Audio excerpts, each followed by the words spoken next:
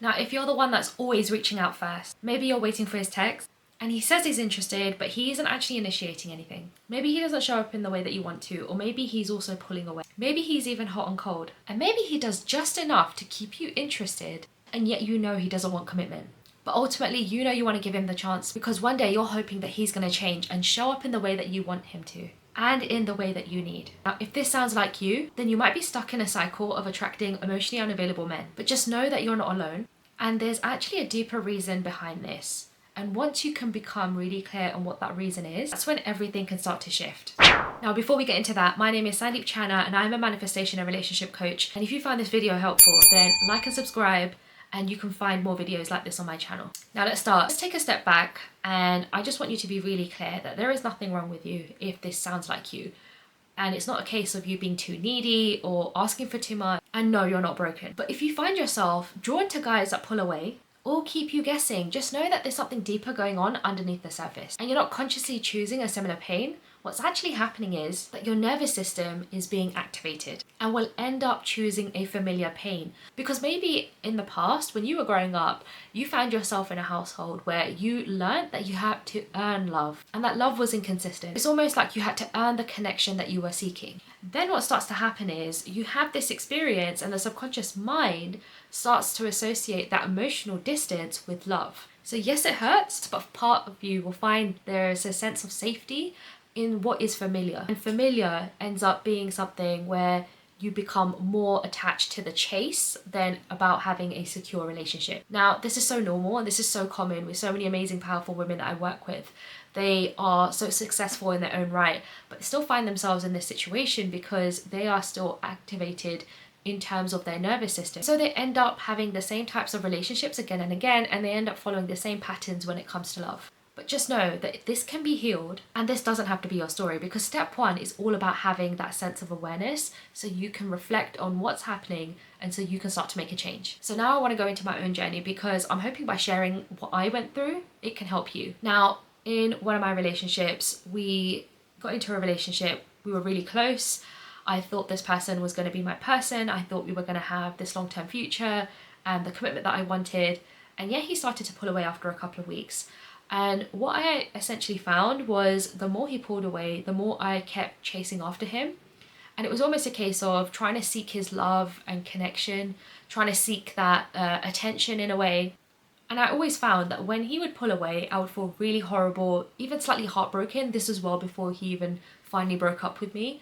And it was a case of me chasing him, feeling like I needed to win his back because, again, I wanted his attention, his love, and his approval. And also, I wanted him to notice me. But now, having done all the inner work, I know that I was just trying to prove myself. I was trying to prove my worth. But this was against someone who couldn't actually meet me there emotionally. And what I didn't realize was I had completely outsourced my personal power. Eventually I started to realize this can't be love because I'm so obsessed with this person. But eventually I learned that this was because I was in survival mode. As humans, we've needed our nervous system in the past to help regulate our hormones. Now, during the caveman time, we would be faced up against a predator and we would need our hormones to help us either fight or flight. And as much as we've evolved so much since then, our mind is still the same. And our minds operate in the same way when we feel like we are faced up against a threat.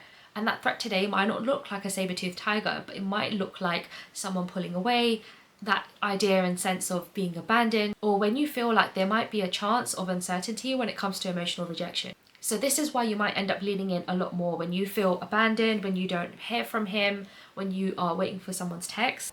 And like I said, cortisol, the stress hormone, gets activated. So does adrenaline, so that fight or flight starts to get activated as well. And it almost like as soon as you hear from that person, that anxiety goes away. And I realized eventually that all of these things pointed to the fact that in my situation, I really wasn't trying to be loved as much as it looked like that from the surface. I was actually trying to create a situation where someone chose me. And when you start to realize and recognize that that's a pattern that you're falling into, then things can really change. And really, here's what I really want you to know. That emotionally unavailable men will only give you enough to keep you interested, to keep you hooked, so that you stay interested.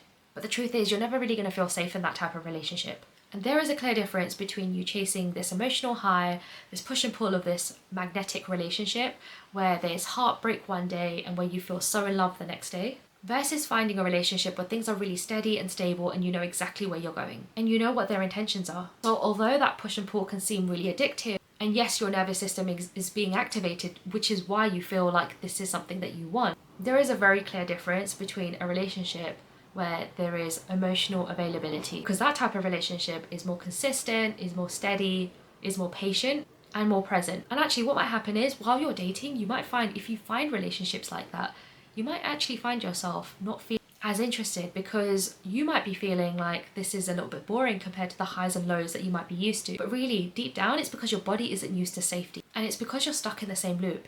And really, the work isn't to make that other person change or try and convince them that you're worth changing for. The real work is when you ask yourself, what part of me believes I have to prove my own worth in order to feel loved? And if you can, reflect back and even journal. Try and think about the first time this situation or this emotion has come up for you. Is there an initial core memory that was initially activated? And it's almost like that story keeps repeating itself, so that you keep seeing evidence of the same situation again and again. Because once you can understand that and understand where you're coming from, you can understand how you can change your story, how you can rewire your subconscious. Because once you change your beliefs, the world around you will start responding to you differently. So really, you don't have to be cool or play small or try and keep this person interested as much as possible. You don't have to earn love. There is going to be a right relationship where you feel seen, where you feel loved, where you feel really understood. But it's not going to mean that you need to shrink yourself or overgive or overthink. And in order to get there, it all starts with the relationship that you have with yourself first. And if you find yourself slipping back and you find yourself going back to the same familiar patterns, there's a really small exercise that you can do. Just put your hands on your heart, take a deep breath in, and deep breath out, and say to yourself in your mind or out loud, I am safe to stop chasing, and I am worthy of a love that chooses me back. You can just let that thought go, because we can rewire our brains and create new neural pathways, and that process won't be overnight. It's a case of you realizing that you always have access to the present moment. And in the present moment, you trying to choose something different. You can really change with repetition and strong emotion, so that you can change your mind, change the person that you are, change what is being attracted to you in your life. And so you can attract someone better in your life, because the truth is you were never meant to settle. You were always meant to have the love that you desire. Okay, so if this has resonated with you, tell me what patterns you're ready to release in love in the comments. If you are ready to step into that new version of you, if you are ready to remove all the blocks so that you can finally have the love that you're looking for, then check out my calling in meditation below so you can download that and call in the love that you desire. Okay, so I'm so proud of you for watching this video to the end and really becoming aware and doing the work to break the cycle. And I'm with you every step of the way. Take care.